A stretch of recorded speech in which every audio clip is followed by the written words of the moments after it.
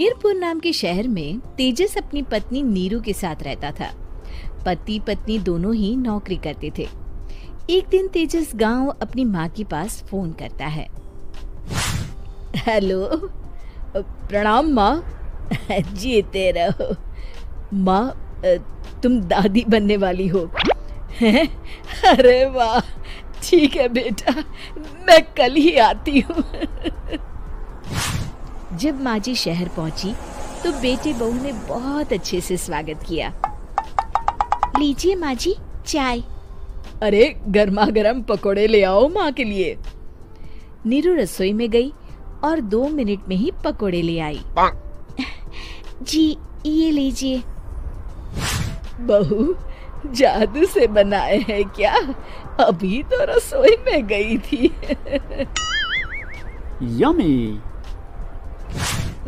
माँ जी, शीला रसोई में पकोड़े तल रही है, मैं बस लेकर आई। हे भगवान, मेरा धर्म भ्रष्ट कर दिया तूने। अब तो गंगा जल से शुद्धिकरण करना होगा। दूसरे दिन, माँ जी मैंने नाश्ता बना दिया है, ऑफिस जा रही हूँ। पर अभी तो घर का सारा काम पड़ा है। शीला आती ही होगी, झाड़ू पोछा बर्तन कपड़े वो सब कर लेगी। हमारे जमाने में घर का सारा काम हम ही करते थे। जी माँ जी, आप बहुत होशियार हैं, मैं घर ऑफिस दोनों नहीं संभाल पाती। तो जरूरत क्या है घर से बाहर जाकर चाकरी करने की? वैसे भी घर का काम खुद करने से घर में बरकत आती है, समझी? पर माँ जी। पर वर कुछ नहीं, इस महीने की पगार मिले फिर ऑफिस बंद है। हाँ। रात को नीरू तेजस से कहती है, सुनिए जी, माँ जी बोल रही थी कि मैं नौकरी छोड़ दूं। वैसे ठीक ही तो है, अभी तुम्हें आराम की जरूरत है। फिर भी आराम कहाँ, शीला को छुड़ाने के लिए बोल रही थी। तो अब 24 घंटे में इतना काम तो कर ही सकती हो। पर जॉब पसंद है मुझे, घर पर मन नहीं लगेगा। अगले दिन जब दोनों ऑफिस के लिए निकल रहे थे, मेरी तो कोई कीमत ही नहीं है इस घर में। माँ जी, आजकल महंगाई बहुत है, रहन सहन भी बदल गया है, दोनों नौकरी करते हैं तभी ठीक रहता है।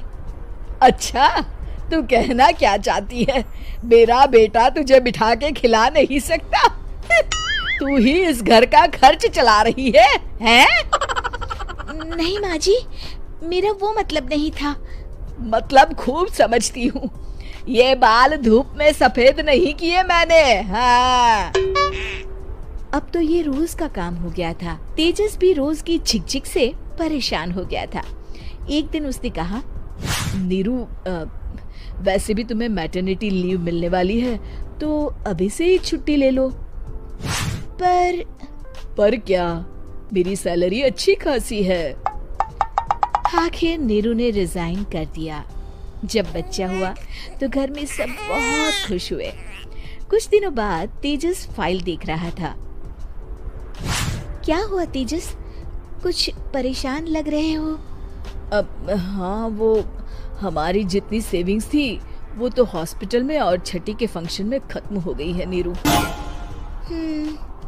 और अभी वैसे मंदी चल रही है तो मैं बोल रही थी कल मुन्ना को हेपेटाइटिस का टीका लगवाना है। नीरू, क्या पोस्टपोन नहीं कर सकते? नहीं जी, बिल्कुल नहीं।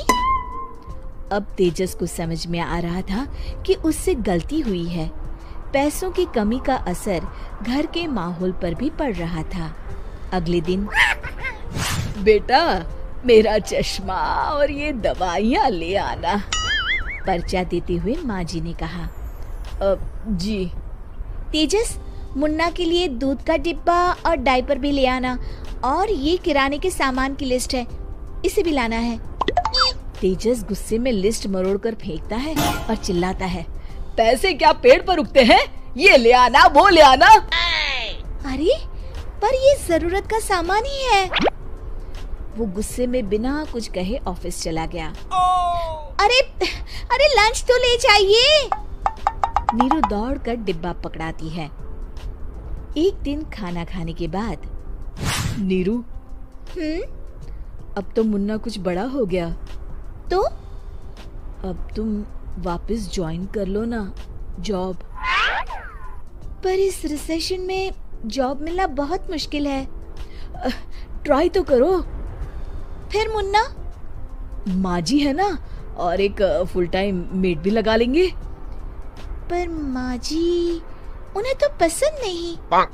तभी माँ जी वहाँ आ जाती है और प्यार से नीरू के सर पर हाथ फेरते हुए बोलती है, अब मेरी समझ में आ गया बहू, पहले के और अब के समय में अंतर है। तुम काम शुरू करो, मुन्ना की जिम्मेदारी मेरी। मेरी प्यारी माँ जी। ठीक है,